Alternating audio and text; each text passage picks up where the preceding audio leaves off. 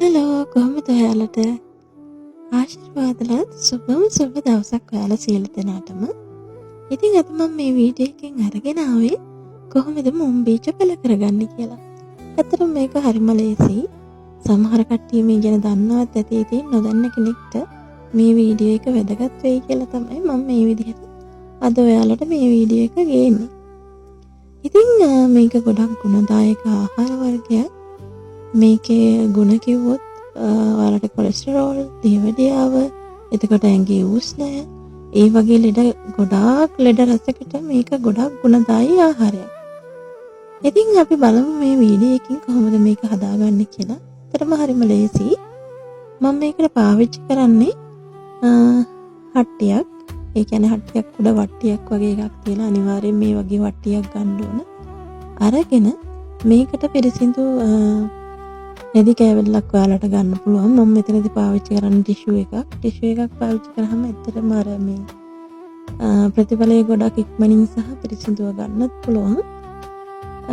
තෙත tissue එකක් මේක උඩට අතුරලා ඊට පස්සේ රැයක් පෙඟෙන්න තියලා තියෙන මුං ඇට එකක් තමයි මම මේ පාවිච්චි කරන්නේ. මුං ඇට අහුරක් අරගෙන රැයක් පෙඟෙන්න තියලා දවසක් තියලා ඊට පස්සේ හොඳින් සෝදලා මේ විදිහට අර අපි තෙමාගත්ත ටිෂු එක උඩ තියලා අතුරන්න. එක උඩ එක දානට වඩා හොඳයි මේක මේ ගොඩ අතුරන්න.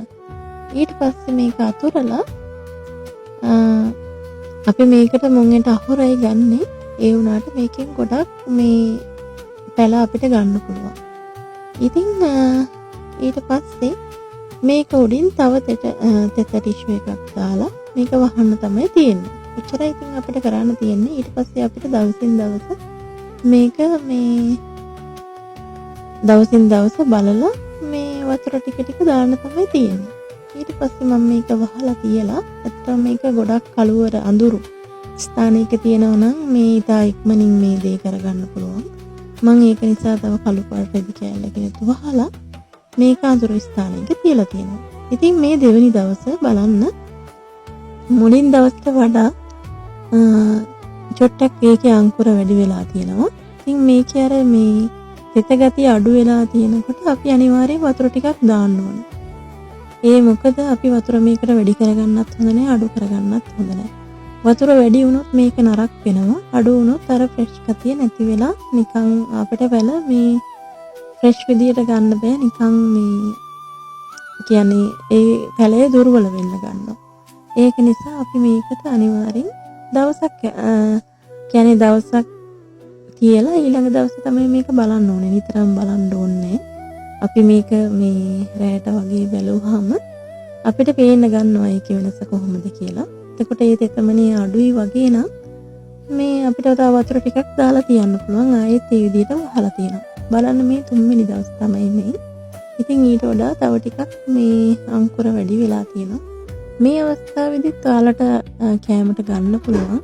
ඒත් මං කැමති ඊට වඩා මේ ටිකක් අංකුරේ වැඩි කරගන්න. ඒක නිසා මං තවත් දවසක් තියලා තිබ්බා.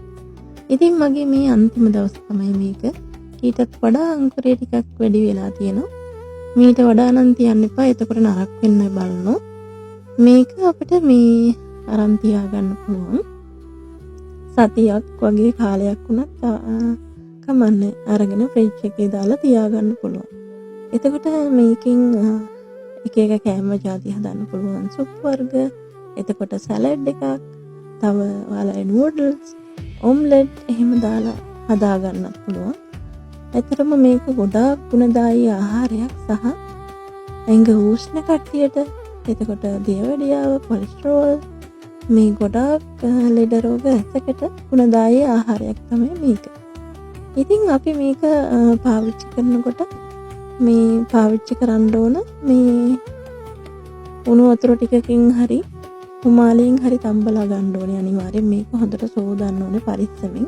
නැත්නම් ඒ අංකුර කැඩිලා මේ පෝෂණය විනාශ වෙනවනේ.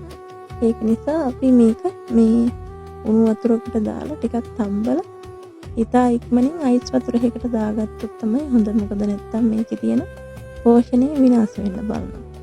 ඉතින් මේ තමයි මම දවස් 4කට පස්සේ ලබාගත් අංකුර ටික. ඉතින් ඇත්තටම මේ පොඩි ප්‍රමාණයකින් පොඩි ප්‍රමාණයකින් අපිට ටිකක් මේ වැඩියෙන් මේ ගන්න පුළුවන්.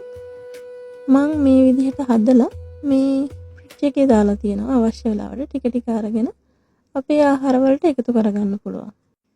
නැවතත් වෙනම වීඩියෝ එකකින් මම කොහොමද මේකෙන් කෑම හදන්නේ, මොන වගේ කෑම වර්ග වලටද අපි පාවිච්චි කරන්නේ කියලා ඔයාලට වෙනම වීඩියෝ එකක් අරගෙන එන්න. එහෙනම් බලන් හිටියට ගොඩක් ස්තුතියි. පරිස්සමෙන් සතුටින් ඉන්න. ගෙන් එන්න. සුබ දවසක් ඔයාලා සියලු දෙනාටම.